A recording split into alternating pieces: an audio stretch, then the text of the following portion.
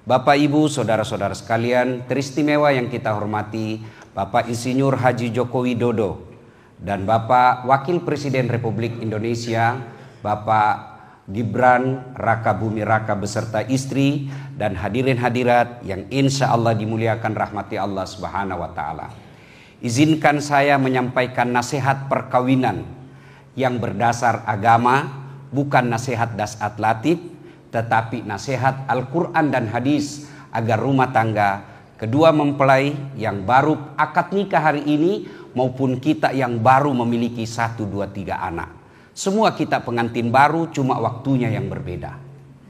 Bapak, Ibu, saudara-saudara sekalian, yang pertama, adindaku Mas Akbar, sebenarnya Daeng karena orang Bugis. Daeng Akbar dan istri. Pertama, yang adenda harus yakini, nikah adalah ibadah. Ibadah terpanjang bagi orang Islam itu nikah. Haji paling sekali seumur hidup kita. Sholat 5 kali sehari semalam. Puasa sekali setahun. Tapi nikah dari bangun, tidur lagi, bangun lagi, itu semua ibadah. Berhubungan suami istri pun itu ibadah. Maka karena dia ibadah, luruskan niat. Kalau adinda menikah gara-gara melihat jabatannya bapaknya, siap-siap kau kecewa. Kenapa? Ada pensiunnya. Kalau kau menikah karena dia salpa cantik, siap-siap kau kecewa. Karena usia 75 tahun nanti pasti tidak cantik. Kalau kau menikah karena kaya, siap-siap kau kecewa. Kenapa? Kekayaan ada batasnya. Memang orang berkata dia tidak akan miskin 7 turunan. Tapi masalahnya kalau dia turunan ke-8, persoalan. Maka luruskan niat. Niat ini menikah, adinda tadi ucapkan, saya terima lillahi ta'ala. Berarti karena Allah kita menikah. Kalau karena Allah kita menikah karena ibadah, cari nafkah ibadah. Istri marah, kita diam ibadah. Suami ngambek, kita diam ibadah. Semua jadi ibadah. Maka ibadah sepanjang pernikahan itu. Nasihat yang kedua, adinda Akbar. Tadi kamu mengatakan ijab qabul. Ijab itu kalau bahasa Indonesianya penyerahan. Kabul, saya terima. Itu namanya ijab kabul. Bapaknya seolah-olah bilang begini. Daeng Akbar, saya kasih ke anakku. Akbar mengatakan, saya terima pak. Itu artinya mulai dari A sampai Z. Sekarang tanggung jawabnya ada sama Akbar. Itu namanya ijab kabul. Berikutnya, ada yang disebut akad nikah. Nikah dalam Quran ada 2 kata yang selalu identik, yaitu akad, yaitu nikah dan sawaj. Sawaj itu pasangan. Pasangan tidak bisa sukses tanpa ada pasangannya. Contoh, Pak Insinyur Joko Widodo kasih saya sendal merek Louis Vuitton. Masya Allah. Tapi cuma kiri. Mahal memang, tapi cuma kiri. Saya pakai ke Plaza Indonesia. Orang bilang, wih gila-gila itu Ustaz. Pakai sandal cuma kiri. Padahal mahal. Maknanya, adinda Mas Akbar, Daeng Akbar, tidak mungkin kau hebat tanpa dukungan istrimu. Dan tidak mungkin istri hebat tanpa dukungan suami. Itu disebut sawaj. Ini pejabat-pejabat yang ada di depan kita ini yang terhormat, bisa hebat karena istrinya hebat. Dan istri bisa hebat karena suaminya hebat. Dan lebih hebat itu istri. Suaminya menteri, dia jadi lebih hebat dari menteri. Coba itu pak. Dan itu sunnatullah memang begitu. Maka tidak mungkin kalian berjaya kalau kau remehkan dan kau hina pasanganmu. Nasihat ketiga. Adinda berdua. Tidak ada rumah tangga yang tidak ada masalahnya. Percaya itu. Bohong itu kalau ada orang bilang tidak ada masalahnya. Bohong. Wih, romantis betul rumah tangganya Ustaz. Dari mana kau lihat? Dari Instagramnya. Oh, jangan percaya Instagram. Muka aja bisa dikasih putih. Jangan percaya. Oh, bahagia betul. Romantis rumah tangganya. Dari mana kau lihat? Fotonya Ustaz. Ih, foto itu 30 detik. Apalagi share di Instagram 30 detik, 1 menit saja. Kita tidak tahu 23 jam sekian menit. Oh, romantis pelukan, ya wajar foto. Bodoh itu kalau dia bertengkar suami istri lalu dia siaran langsung. Hai guys, kita lagi bertanya, beleng-beleng itu namanya. Tidak mungkin. Jangan percaya tidak ada rumah tangga, tidak ada masalah. Bohong. Coba deh, bicara soal nabi dalam Quran. Ada nabi ditinggal istrinya. Siapa? Nabi Ayub. Sakit Nabi Ayub, ditinggal istrinya. Kata Ayub, tega nian kau. Kau tinggalkan saya. Waktu sehat kau romantis sama saya sakit kau tinggalkan. Bahasa sosialnya sekarang, waktu kok saya aktif, wih romantis betul. Begitu saya pensiun kau biarkan saya. Itu Nabi Ayub.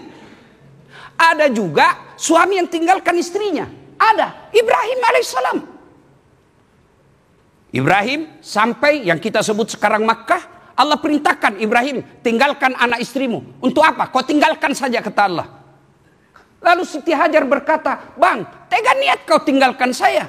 Kenapa kau tinggalkan saya di padang yang panas ini? Tidak ada kehidupan sama sekali. Apa kata Ibrahim? Saya juga tidak tahu sayang. Tapi saya perintah Allah. Lalu apa kata Siti Hajar? Kalau ini perintah Allah, sami'na wa ta'na. Don't worry, be happy, kau jalan. Cuma dalam hadis itu tidak ada be happy, tidak ada. Ya, semua orang punya masalah. Coba lihat dalam rumah tangga deh, masalah. Ada orang sudah menikah 2 anaknya tidak ada rumahnya. Ada ibu? Ada. Ada lagi orang belum menikah sudah ada rumahnya. Tapi apa masalahnya? Tidak ada anaknya. Ada anak, ada rumah. Selesai masalahnya? Tidak. Apa masalahnya? Mertua ikut campur. Biar warna cat rumah mau diikur semua. Iya kan? Ada anak, ada rumah, mertua bagus. Apa masalahnya? Suaminya selingkuh. Ada begitu, banyak. Percaya, tidak ada rumah tangga, tidak ada masalahnya. Jangankan kita, apa pangkat kita sebagai pejabat? Jangankan adinda yang cakep dan cantik. Kurang apa mulianya Muhammad sallallahu alaihi wasallam? Apa beliau tidak ada masalah? Belum lahir Nabi sudah ada masalahnya. Apa masalahnya? Wafat bapaknya. Lahir lagi, baru 4 hari lahirnya, diambil ibu susunya Halimatus Sa'diyah.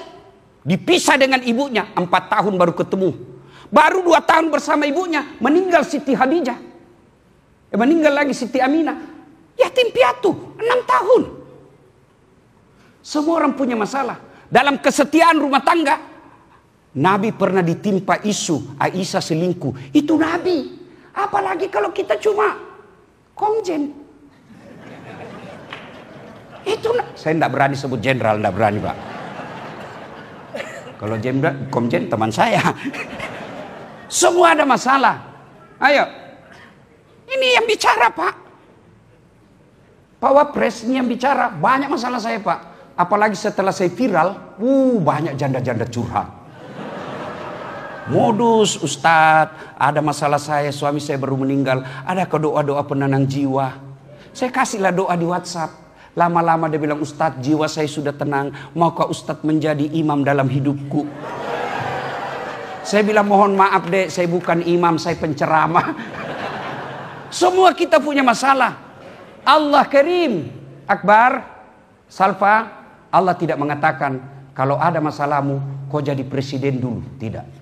Ada masalahmu kau jadi anggota dewan dulu. Tidak. Kau kaya dulu. Tidak. Allah cuma minta 2 hal dalam Quran. Ista'inu bis-sabri was-shalah. Sabar. Perbaiki solatmu. Saya yang selesaikan masalahmu. Itu janji Allah, bukan janji pilkada. Allah janji. Kalau ada masalahmu dasat, kau sabar, solat.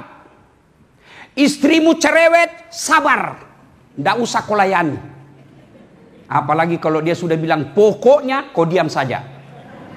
Dan itu perempuan, Deng Akbar, jangan kau coba-coba bikin salah. Karena itu perempuan ahli sejarah. 1 kali kau salah, dia ingat sampai kau pensiun. Percaya itu. Makanya istri saya bilang, kalau kau tahu laki perempuan ahli sejarah, jangan kau bikin sejarah. Dan itu kalau diulas, dia ulang-ulang terus itu. Nah, ya, sabar. Yang kedua, perbaiki sholat. Nasihat, semua punya masalah. Terutama kita laki-laki, Pak. Deng Akbar, laki-laki itu sebagai suami paling banyak masalahnya. Coba lihat. Kita tinggal di rumah, dia bilang pemalas. Kita pergi keluar, dia bilang suka ngelayap. Kita ikuti kata istri, dia bilang, takut istri. Kita ikuti nasihat mama, dia bilang, dibawa ke tiap ibu, anak mami. Kita bantu perempuan, dia bilang, banyak urusan. Tidak dibantu, dia bilang tegaan. Kita marah sama anak, dia bilang, kasar. Tidak dinasehati, dia bilang, tidak tegas. Selalu ada masalah. Di warung kopi, banyak tagihan. Pergi kerja dimarah-marahi sama bos. Sampai lagi di rumah dimarah-marahi lagi sama istri. Maka resepnya sabar. Kalau saya istriku marah, saya lebih baik menyanyi. Kalau dia mulai lain-lain modelnya, langsung saya peluk. Kalau dia marah lalu saya menyanyi. Bila kamu di sisiku, hati rasa syahdu. Oh, mulai senyum-senyum itu. Tapi tetap marah, saya peluk, baru saya menyanyi. Insaplah wahai. Berhenti dia marah. Coba amalkan itu deh. Coba aku amalkan. Bapak-bapak, coba amalkan itu. Berhenti marah. Dan sebenarnya itu perempuan suka marah, sebabnya kata Nabi 2. 1, jarang kau memujinya. 2, jarang kau kasih hadiah. Ya tuh Bu? Nah tuh betul. Iya Cok. Bahkan untuk memuji istri boleh bohong. 3 bohong yang boleh dalam agama. 3 bohong yang boleh dalam agama. 1 diantaranya menyenangkan hati istri. Bohong boleh. Wih, tambah cantik kau sayang. Padahal dalam hati kita kau makin jelek. Boleh bohong seperti itu. Boleh.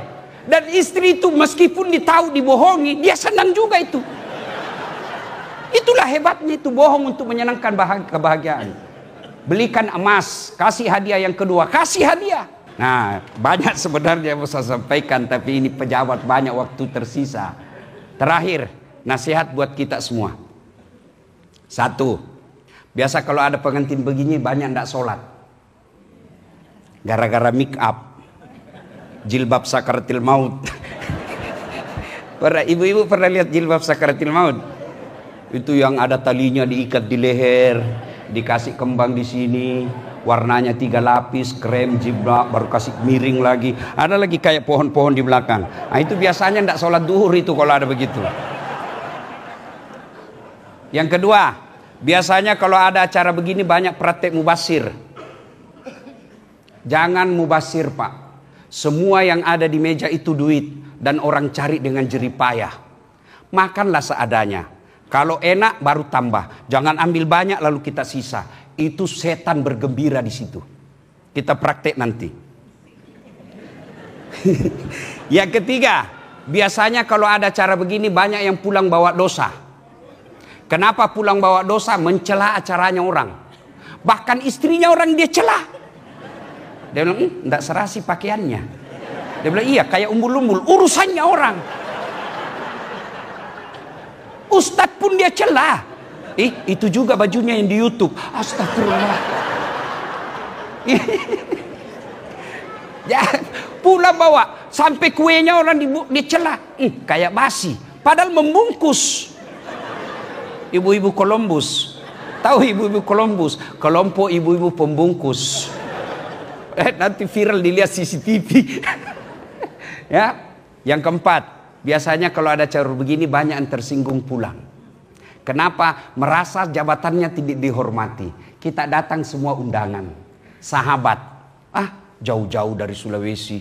Woi, tidak diajak ngomong. Bukan tidak diajak ngomong. Banyak tamunya orang. Kok saya di belakang? Memang beginilah ya namanya kehidupan sosial. Tinggal kita turunkan perasaan. Jangan selalu di atas perasaan. Turunkan sedikit kita semua sama-sama. Insya Allah bahagia. Bapak Ibu Saudara, terakhir. Ada yang saya lupa. Akbar, besok-besok kalau marah sama istri dek, jangan gampang bilang talak. Ini wasiat agama. Makanya itu tidak dibacakan lagi sigat tali. Biasanya kan dibacakan. Ada himbauan Kementerian Agama, tidak boleh lagi baca itu karena ada kata talak di dalamnya. Ya, besok kamu marah, saya talak kamu, jatuh talak 1. Marah 5 menit kemudian, saya talak betul kok, jatuh talak 2. Keluar dari rumahnya dia banting pintu, tak, saya talak kamu, jatuh talak 3. Talak 1 masih boleh rujuk, tidak perlu. Talak 2 harus nikah ulang. Talak 3 cerai dulu, baru nikah dengan laki-laki lain. Kita tunggu dia cerai, tunggu 3 kali haid, baru kita cerai nikah lagi. Hati-hati bilang talak, meskipun lewat WhatsApp, meskipun hanya bercanda, tidak boleh kata talak dipermainkan. Bagaimana kalau perempuan bilang talak kak? Talak. Biar sampai di atas kotaknya ndak sah. Bapak Ibu Saudara-saudara sekalian, ini nasihat buat kita semua. Kalau ada khilaf dan salah mohon dimaafkan. Terima kasih. Sebelum kita akhiri, mari kita berdoa. Mohon izin untuk mengaminkan.